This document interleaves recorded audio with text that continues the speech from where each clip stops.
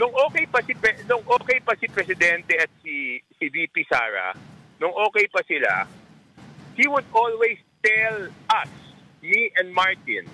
He would always tell me and Martin at that time. He would tell me, oh, si Sara, okay ba? Oh, pakisamahan natin si Sara. Hindi naman, kasi noon time na yon, medyo pinipitik-pitik na siya ni Digong.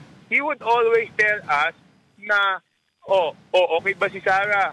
Make sure she's okay because hindi naman sila nagkakasundo ng tatay niya. Pabayaan mo yung tatay niya, banatan tayo, pero si Sara, make sure she's okay. Take care of her. Oh, yan yung utos sa amin. Pero anong ginagawa ni Martin nun? Iniinis niya, di ba? Hanggang later on, nainis na nga si Sara, nagalit. Oh, pero yun yung utos lagi sa amin. So I've seen times when he would not follow. But when I asked him, pag hindi kami nagkakasundo sa mga dapat gawin, kasi ako medyo kontrabida, di ba? Pag ayaw ko, I speak out my mind.